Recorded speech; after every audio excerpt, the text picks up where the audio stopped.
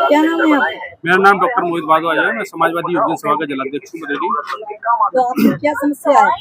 समस्या ये है कि जो लगातार बिजली के दाम जो बढ़ रहे हैं, गैस के दाम बढ़ रहे हैं और पेट्रोल के दाम बढ़ रहे हैं, इससे हर गरीब मध्यम व्यक्ति और जो स्मार्ट मीटर जो लगाए जा रहे हैं, स्मार्ट मीटरों से जो गरीबों की आर्थिक लूट हो रही है, उस लूट के खिलाफ हम लोग यहाँ प्रदर्शन करने आए हैं कि हम लोग को स्मार्ट मीटर की जरूरत नहीं है, प्रीपेड पोस्टपेड मीटर की जरूरत नहीं है, हम लोग को प्रीपेड मीटर की जरूरत है, जिससे हर गरीब को जो सहूलियत मिले। ये मीटर इस तरीके से बढ़ रहे हैं, एक दिन में 200 300 रुपए का इंसान का रिचार्ज खत्म हो जा रहा है और हर जो है बेचारा जो गरीब तबका है वो परेशान है, अंधेरे से जूझ रहा है।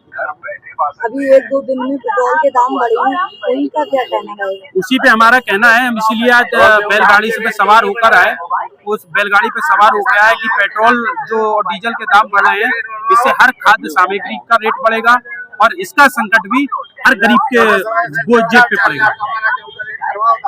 जी, आपका क्या नाम है?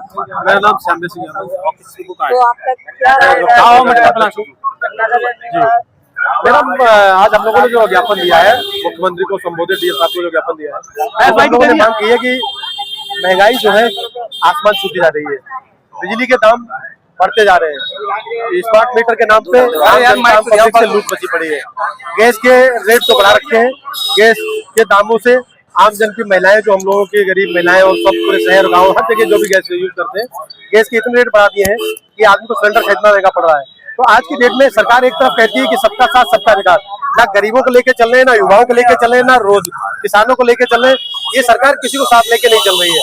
सब आए दिन महंगाई होती जा रही है, हर चीज पे महंगाई बढ़ती जा रही है। आप कोई भी चीज मार्केट में खरीदे जाए वो महंगाई बढ़ती जा रही है, गरीब आदमी और गरीब होता जा रहा है, अमीर आदमी और अमीर होता जा रहा है, किसान, नौजवान, युवा, व्यापारी सब परेशान है। ये बीजेपी की सरकार में सिर्फ और सिर्फ पैसे वाले जो उद्योगपति है, सिर्फ उनको फायदा है, बाकी मध्यम वर्ग, चाहे वो गरीब हो, चाहे किसान हो, चाहे बेरोजगार हो, चाहे व्यापारी हो, किसी को फायदा नहीं। सबको उत्तर प्रदेश सरकार और भारत सरकार मिलकर दोनों लोग लूट रहे हैं। तो आज की डेट में जो महंगाई है वो अपनी चरम सीमा छूती जा रही है, आदमी परेशान होता जा रहा है कि खाने पीने की वस्तु पे जो कभी कांग्रेस की सरकार में या समाजवादी पार्टी की सरकार में कभी ऐसी लूट नहीं मची जो लूट आज बीजेपी की सरकार में मची हुई है पूरे हिंदुस्तान में। मोदी जी कह रहे हैं महिलाओं से सोना मत खरीदिए, ब्यूटी पार्लर मत जाइए, महिलाओं का आप ऐसे सम्मान करेंगे, आप बताएंगे सोना नहीं खरीदिए। अरे आपकी सरकार में सोने के रेट देखिए आप, 150 से भी ऊपर, 1-1.5 लाख से भी ऊपर जो है तोले के हिसाब से सोने का रेट हो गया है। तो गरीब आदमी तो सोना पैसे नहीं खरीद पाएगा, आपने रेट इतने महंगा कर दिए। जो लोग गरीब यहाँ कूड़े बीनते फिर रहे हैं, क्यों बीनते फिर रहे हैं? क्योंकि इनके पास कोई रोजगार नहीं है, इनको कोई रोजी रोटी का जरिया नहीं है। अगर इनके पास रोजी रोटी का जरिया हो तो ये कूड़े क्यों बेचेंगे? लेकिन कूड़े इनको बीन के इसमें प्लास्टिक निकाल के बेचते हैं। आप समझ लीजिए हिंदुस्तान की स्थिति क्या है। एक तरफ आप प्रधानमंत्री जी कहते हैं कि गाड़ी पेट्रोल मत चलाइए, बिना पेट्रोल के डीजल के आप सरकारी वाहन से आइए या पैदल आइए, मतलब इस तरीके की बयानबाजी कर रहे हैं उत्तर प्रदेश सरकार और भारत सरकार। और एक तरफ काफिला मंत्रियों का आप देख लीजिए, क्या मुख्यमंत्री जी या प्रधानमंत्री जी ने सांसदों को और विधायकों के वेतन भत्ते पे किसी तरीके की कोई कमी की है? आप बताइए। उनके तो आप 2-2 लाख रुपए महीने के हिसाब से वेतन बढ़ा देते हैं, तब कोई कमी नहीं होती है। आम जन जो बेचारा रोटी खाना मुश्किल है, उसके लिए आप कहते हैं कि महंगाई, आप ये मत खाइए, वो मत खरीदिए, यहाँ मत जाइए, वहां मत जाइए। मतलब आम आदमी अपना पेट काट के आप तेल से सब्जी मत बनाइए। अब आप बताइए, इस तरीके के देश के नेता बात करते हैं, जबकि चाहिए अगर उनको बेरोजगारी महंगाई लग रही है तो उनको ये करना चाहिए कि भाई आप विधायकों के, सांसदों के जो आपने बना रखे हैं, उनकी पेंशनों के नाम पे, भत्तों के नाम पे जो 2-2-1.5 लाख रुपए उनका मंत्री बढ़ा रहे हो, उस पे कम कीजिए। उनकी काफिला कम कीजिए। उनका इतना बड़ा काफिला चलता है, आपका एक मंत्री जाता है तो 50-50, 100-100 गाड़ी लेके जाता है। क्या उससे जो है हमारे हिंदुस्तान के किसानों का और जो है व्यापारियों का और युवाओं का पैसा जो है नहीं जा रहा है, उसमें नहीं लग रहा है क्या? भाई हम लोग बिस्किट का डिब्बा भी खरीदते हैं, उस पर टैक्स देते हैं, तो वो गाड़ियां क्या बिना उसकी चल रही है क्या? वो लोग जो है हिंदुस्तान में नहीं रह रहे क्या? हिंदुस्तान से बाहर गए हैं। तो मेरी मांग ये है कि उत्तर प्रदेश सरकार और भारत सरकार को सांसद विधायकों की जो सैलरी बढ़ा रहे हैं उस पर रोक लगाए और गरीबों की जो है रोजी रोटी कमाने और खाने के लिए, रोजगार देने के लिए उस पर काम करें। किसानों को दवाई, अब धान की फसल लगने को आ गई है, अभी गेहूं कटा है, किसानों को उसका उचित मूल्य नहीं मिल रहा है, दवाइयों के रेट बढ़ते जा रहे हैं। आप सोचिए, किसान जो चीज खरीदने जाता है, ठीक है, उसपे तो टैक्स इतने लग जाते हैं कि किसान की पहुंच से बाहर हो जाता है। जब किसान अपना गेहूं या धान बेचने जाता है तो उसको सरकार उचित मूल्य नहीं देती है। तो आप मूल्य वृद्धि तो नहीं कर रहे हैं, लेकिन व्यापारियों को भला कर रहे हैं।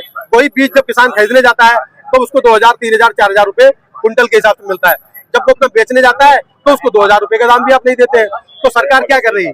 सरकार उत्तर प्रदेश सरकार हो या भारत सरकार हो या किसी राज्य की सरकार हो, ये सरकारें सिर्फ लूट, बीजेपी की सरकारें जितनी जहां जिस राज्य में हिंदुस्तानियों को लूटने का काम कर रहे हैं। मोदी जी को इस पर ध्यान देना चाहिए।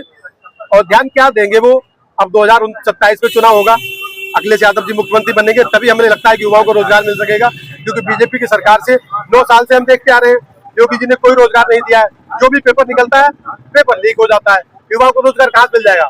नीट का पेपर लीक हुआ था, उसके बारे में आपका क्या कहना है? मैं वही बात कहना चाह रहा हूँ कि इनकी सरकार में जितने भी एग्जाम होते हैं सारे पेपर तो लीक हो जाते हैं। जब आपके पेपर लीक हो जाते हैं, आप रोजगार कब देंगे युवाओं को? युवा आप देखिए, जहां भी जाइए आप देखेंगे युवा घूम रहा है, बेरोजगार घूम रहा है। हमारे जो है मुख्य न्यायाधीश हिंदुस्तान के CJI कह रहे हैं युवा काकरोच है, बेरोजगार, पढ़ा लिखे, मतलब पढ़े लिखे आदमी को आप काकरोच बता रहे हो। ये क्या मानसिकता CJI की है? इस तरीके से युवाओं ने पार्टी पर खड़ी कर दी है। जो अभी कॉकरोच पार्टी बनी है, उसके बारे में आपकी क्या राय है? काकरोच पार्टी से युवा अधिक से अधिक जुड़ता जा रहा है और वो एक सोशल मीडिया पे है, कोई अभी वैसे नहीं आया है। और उसका भी चैनल जो है भारत सरकार बंद करने जा रही है और इंस्टाग्राम पे शायद बंद भी कर दिया है। क्या बंद होना चाहिए? लेकिन नहीं, बंद तो नहीं होना चाहिए। मैं तो नहीं कह रहा हूँ कि कांग्रेस जनता पार्टी बंद होनी चाहिए, लेकिन बीजेपी वाले उसको बंद करने दबाने पे लगे हुए हैं। तो फिर नई युवा पीढ़ी है, उसके लिए कॉकरोच बोलोगे? देखिए, हाँ बिल्कुल गलत है, बहुत गलत है। अगर ये इस तरीके से CJI कहेंगे या कोई नेता कहेगा तो ये बहुत गलत है। युवाओं को आप काकरोच बोलोगे, युवाओं को आप रोजगार नहीं दे सकते, युवाओं को आप जो है बेरोजगारी भत्ता नहीं दे सकते, तो फिर आप युवाओं के लिए क्या कर रहे हैं? युवाओं के लिए आप नौकरियां निकालते हैं, उनका पेपर लीक करा देते हैं। आपके पेपर सारे कोर्ट में चले जाते हैं। जब कोर्ट किसी चीज का आदेश कर देता है तब आप उसकी वाहवाही बटोरने के लिए आप जो है विधानसभा में जाके कहते हो कि मैंने शिक्षा मित्रों के लिए कर दिया है, मैंने निवेशकों के लिए ये कर दिया है। अरे आपने थोड़ी ना कर दिया है, वो तो सुप्रीम कोर्ट ने किया है। तो मुख्यमंत्री जी हमारे सिर्फ सुप्रीम कोर्ट के आदेश को बुलाने के लिए कि हमने कर दिया है। अरे आपने करा होता तो उन लोगों को वहां सुप्रीम कोर्ट जाने की क्या जरूरत पड़ती है? तो आप समझ सकते हैं कि सरकार सिर्फ और सिर्फ युवाओं को बेरोजगार गुमराह करना चाहती है, माता बहनों को बेरोजगार गुमराह करना चाहती है, महिलाओं को सम्मान नहीं करती है। उत्तर प्रदेश के अंदर बलात्कार कितने होते जा रहे हैं आज की डेट में, आप देखिए कितनी बेटियों की हत्याएं होती जा रही है, किसी को मार के यहाँ फेंका जा रहा है। कहीं एक जिले की कोई घटना हो तो मैं आपको बताऊं, पूरे प्रदेश में हाईकोर्ट भी बोल चुका है कि जंगल राज चल रहा है। आप समझ सकते हैं जंगल राज, जब अगर कोई कोर्ट न्यायालय बोल रहा है बात, तो जाहिर सी बात है उत्तर प्रदेश में जंगल राज चल रहा है। तो जाहिर सी बात है राष्ट्रपति शासन पूरे हिंदुस्तान